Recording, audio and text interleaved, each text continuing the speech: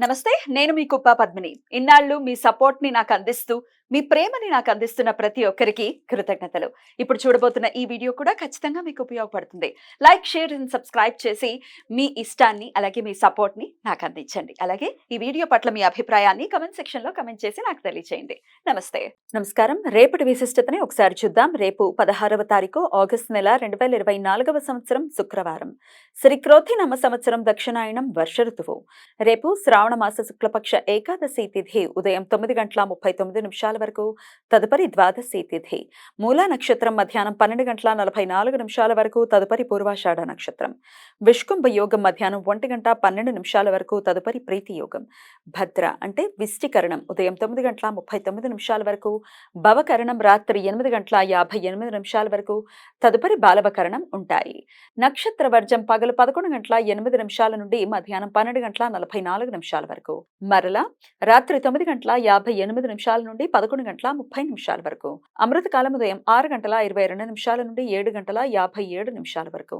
హైదరాబాద్ ప్రాంతం వారికి రేపు సూర్యోదయం ఉదయం 5:59, సూర్యాస్తమయం సాయంత్రం 6:41, చంద్రోదయం మధ్యాహ్నం 3:56, చంద్రాస్తమయం రాత్రి 3:07.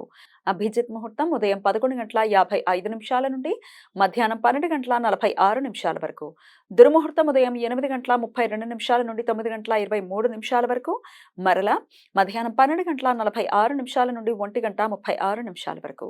రాహుకాలం ఉదయం 10:45 నుండి మధ్యాహ్నం 12:20 వరకు, గుళిక కాలం ఉదయం 7:35 నుండి 9:10 వరకు, యమగండం మధ్యాహ్నం 3:31 నుండి సాయంత్రం 5:06 వరకు. రేపు శ్రావణ పుత్రద ఏకాదశి. దీనినే పవిత్రోపణ ఏకాదశి అని, పవిత్ర ఏకాదశి అని కూడా పిలుస్తారు. పుత్రద ఏకాదశి సంవత్సరంలో 2 పర్యాయాలు వస్తుంది. పుష్య శుక్లపక్ష ఏకాదశి, శ్రావణ శుక్లపక్ష ఏకాదశి రెండింటినీ పుత్రద ఏకాదశిగా పరిగణిస్తారు. భక్తులు పుత్ర సంతానం కోసం ఈ వ్రతం ఆచరిస్తారు కాబట్టి పుత్రద ఏకాదశి అనే పేరు వచ్చింది. పురాణ కథనాల ప్రకారం పుత్రద ఏకాదశి విశిష్టత గురించి శ్రీకృష్ణుడు యుధిష్ఠిరుడికి వివరించారట. పుత్రద ఏకాదశి వ్రతాన్ని ఉపవాసంతో ఆచరించిన వారికి వాజపేయి యజ్ఞం ఆచరించినంత ఫలితం వస్తుంది అని భక్తుల నమ్మకం.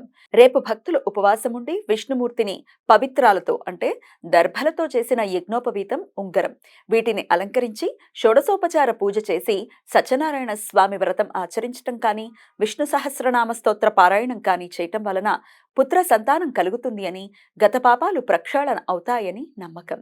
రేపు ఏకాదశి ఉపవాసం ఉన్నవారికి పారణ సమయం ఎల్లుండి సూర్యోదయం నుండి ఉదయం 8:05 వరకు ఉంటుంది.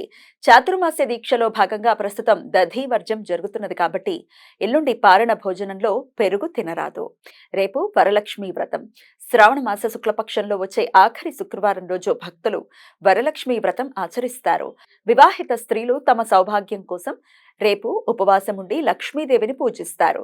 రేపు వరలక్ష్మి వ్రతం ఆచరించటం వలన అష్టలక్ష్మి రూపాలను పూజించినంత శుభ ఫలితాలు కలుగుతాయని భక్తుల నమ్మకం. రేపు నిరయ నరవి మఖా నక్షత్రంలో మొదటి పాదంలోకి, సింహరాశిలోకి సాయంత్రం 7:44 ప్రవేశిస్తాడు. అప్పటి నుండి మఖా కార్తె ప్రారంభమవుతుంది. ఎల్లుండి సింహ సంక్రాంతి. పితృతర్పణాలు, శ్రాద్ధ విధులను నిర్వర్తించడానికి అనుకూలమైన విష్ణుపద పుణ్యకాలం రేపు మధ్యాహ్నం 12:20 నుండి సూర్యాస్తమయం వరకు ఉంటుంది.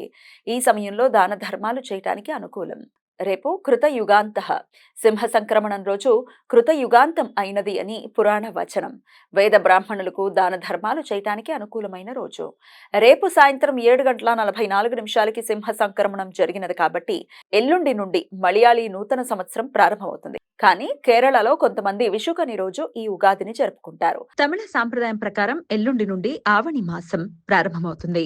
ఈ సమాచారాన్ని మనకందించిన వారు మేడికొండూరు విశ్వనాథ్ ప్రసాద్ గారు. ఆయనకు కృతజ్ఞతలు తెలియజేస్తూ నారాయణ స్మరణతో సమస్త సన్మంగళాని భవంతు. నమస్కారం.